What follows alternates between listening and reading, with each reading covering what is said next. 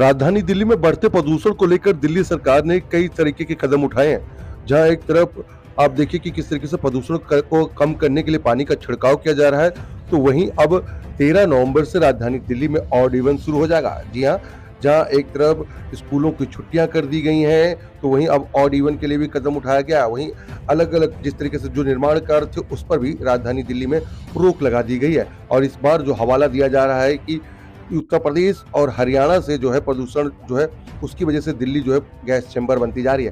फिलहाल अब देखना होगा कि ऑड इवन जो शुरू होगा उसको लेकर राजधानी दिल्ली के लोग क्या कहते हैं। जब उनसे हमने बात करी तो उन्होंने किस तरीके से कहा कि दिल्ली सरकार फेल आई, उन्हीं की जुबानी सुनाते हैं कि जो 13 नवंबर से ऑड इवन लगेगा तो उस पर दिल्ली के लोग क्या कहते हैं वो हम आपको सुनवाते हैं।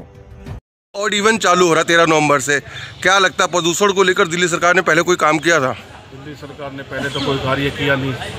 ये ऑड इवन लगा के ये परेशान जनता को परेशान करने वाली वो है। ऑड इवन से क्या होगा? इससे प्रदूषण थोड़ी रुकेगा।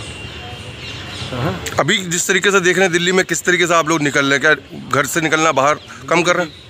बाहर ही कम कर रहे हैं, बाहर निकलना घर से।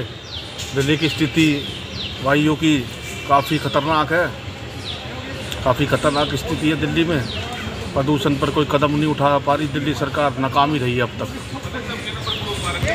13 तारीख से ऑड इवन चालू रहते हैं नवंबर से, क्या लगता है क्या सरकार काम कर पाई थी दिल्ली सरकार? सर, ये जो अब ऑड इवन आज से ये लागू करना चाह रहे हैं, आज की स्थिति आप देखो, पीछे से उठा करके देखो, पिछले लगभग 4 से 5 दिन हो गए इस प्रदूषण के चलते जो है दिल्ली सरकार ने अपने अपने सारे स्कूलों में प्राइमरी स्कूल तक के बच्चों के स्कूल बंद करके ऑनलाइन क्लासेस शुरू कर रही है। अब जिसके घर में 2-2, 3-3 बच्चे हैं, आधों को ऑनलाइन करवा रहे हैं, आधों को गुबाएं छोड़ने के लिए स्कूल में जाना पड़ रहा है। तो ये स्थिति इस तरीके से कंट्रोल में नहीं आनी चाहिए। जो भी कुछ इन्होंने करना था पहले से ही करना था। आज की डेट में कर करके एकदम से सब कुछ पोल्यूशन पे कंट्रोल मुझे नहीं लगता कि किया जा सकता है।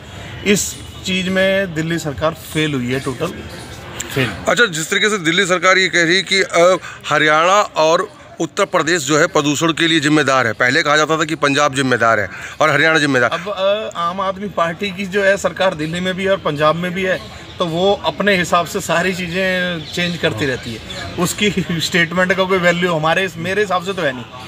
और रही बात ये ऑड इवन लागू कर करके, और आप अगर टोटल आप रेशो देखोगे तो जहाँ तक मुझे जानकारी है प्रदूषण के टोटल स्तर का ना, सिर्फ अगर आप व्हीकल का प्रदूषण करते हो तो 2 से 3% टोटल प्रदूषण होता है, टोटल प्रदूषण में से।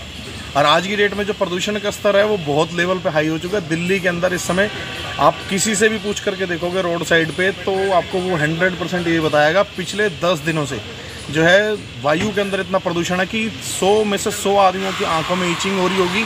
और जितने भी बच्चे होंगे, जितने भी बच्चे 18 से नीचे सारे बच्चे हैं, सबको हालात में कि आप हर घर में जाकर देखोगे, हर एक के घर में कहीं ना कहीं खांसी की प्रॉब्लम है ही। ये धीरे धीरे आदमी के चेस्ट में गर्दा जमा हो रहा है, तो आगे उन चीज़ों से परेशानियां बढ़नी है।